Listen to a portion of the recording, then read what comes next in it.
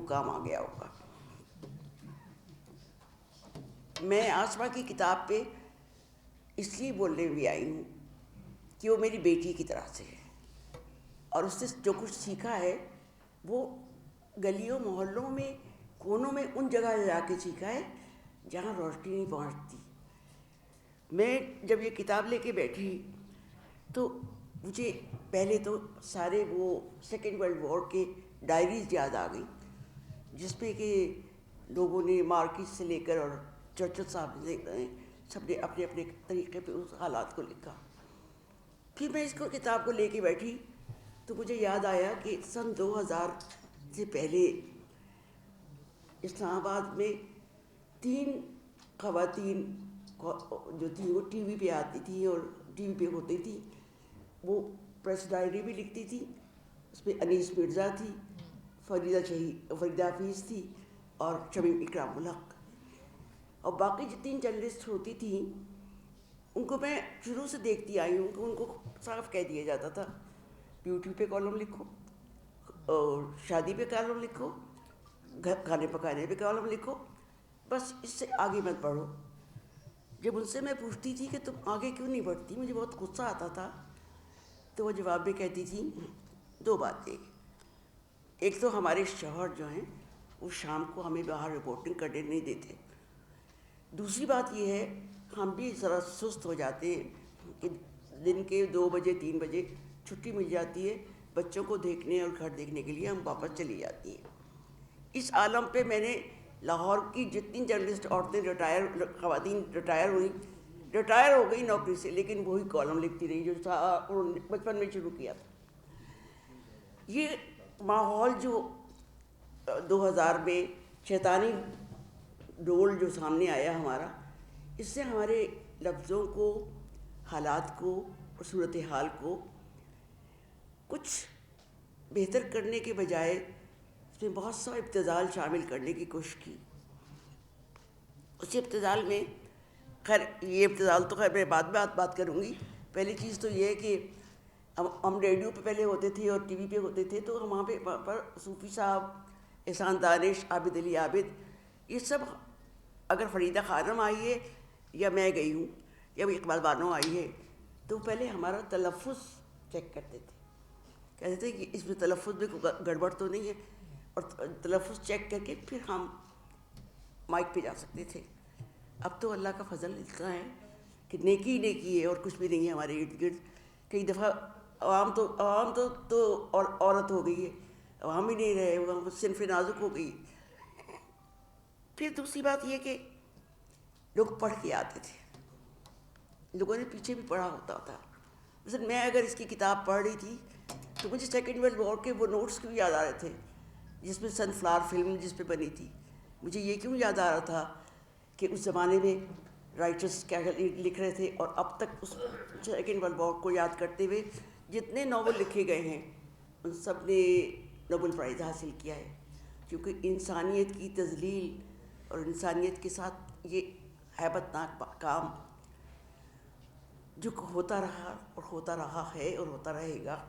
کیونکہ میں یہ سمجھتی ہوں ہمارے گھر میں ایک چیز بہت ضروری ہوتی تھی اور وہ ہوتا تھا ادب تمیز سے بات کرنا سکھانا. ہمارے گھروں میں یہ ہوتا تھا کہ تعلیم و تربیت کی ضرورت ہوتی تھی.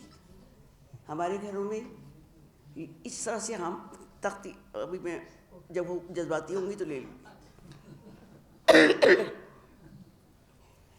یہ جب سے ٹیلی ویژن نے نیا سہارا ڈھونڈا اور یہ کہ ہر شخص بے مہار ہو گیا، اور پھر میں نے کچھ لوگوں سے جس میں سلطانہ صدیقی بھی شامل ہیں اور بہت سے لوگ شامل ہیں، پڑھے لکھے فراز زیدی بھی ہوتے تھے، جب شکایت کی کہ یہ کیوں ہو رہا ہے، یہ کیا ہو رہا ہے، یہ کون سا معاشرہ تخلیق ہو رہا ہے، تو انہوں نے کہا بی بی آپ ڈپٹی نذیر احمد کو پڑھتی رہیے، آپ کسی اور کو پڑھ لیجئے، لیکن آپ یہ آج کا زمانہ آسان زبان کا. اور سب سے زیادہ کس نے کہا تھا؟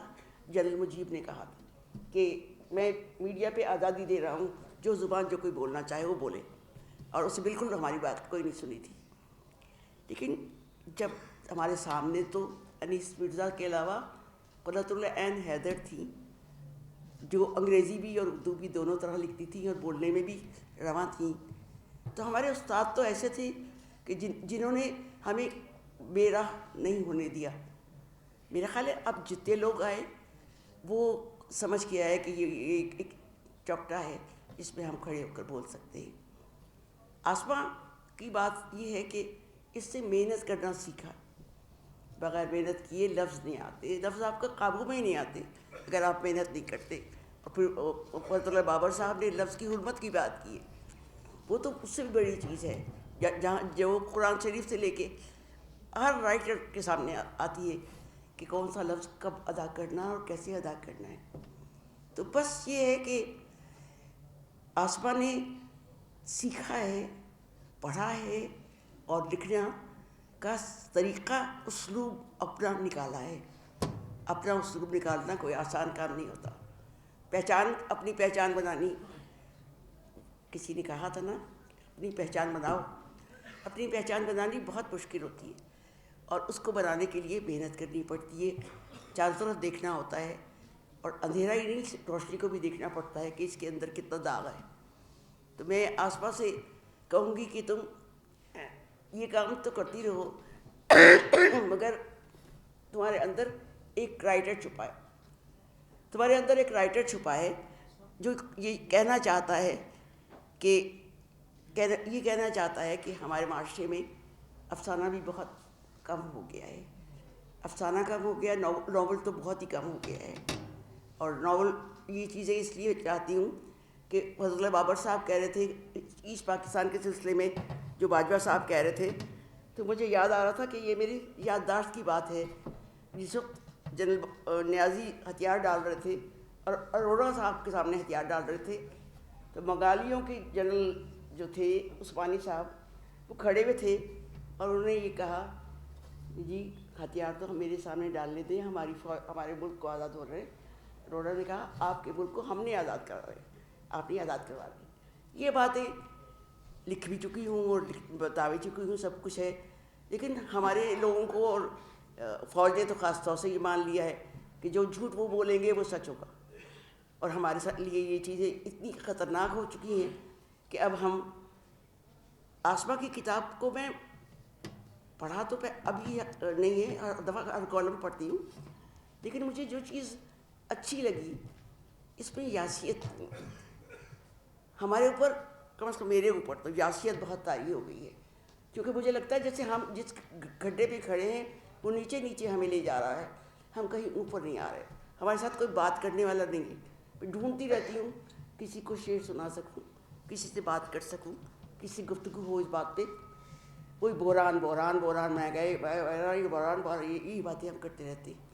बराए करम हम सबको, जैसे एक ज़माने में भुट्टो साहब करते थे कि स्टडी ग्रुप्स बनाते थे और स्टडी ग्रुप्स के ज़रिए हम उस ज़माने की सूरत हाल को समझने के लिए इकट्ठे होते थे।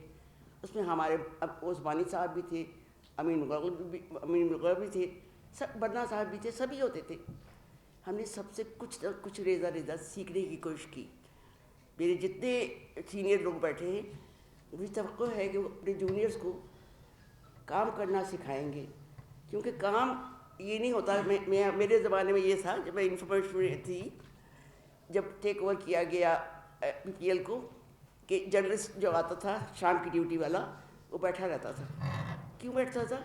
इसलिए कि प्रेस रिलीज़ आनी है, इंफॉर्मेशन से प्रेस रिलीज़ आएगी तो उसके ऊपर प्रेस रिलीज़ काट के अपना नाम लिख के फ्रॉम स्टाफ रिपोर्टर खबरें दे देते थे। ये मेरे सामने की देखी हुई बातें हैं, बनी हुई बातें नहीं हैं जो मैं आपको बता रही हूँ।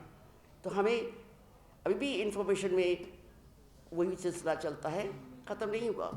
लेकिन हमें थोड़ा सा सब्र करना और थोड़ा सीखना होगा कि खड़े होने के लिए पहले अपनी पैरों को ज़मीन पे जमाएं और फिर उस लफ्ज़ को अदा करें जिसकी हिम्मत हो।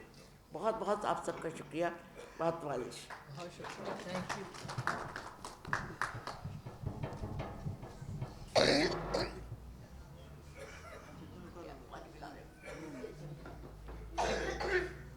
बहुत शुक्रिया।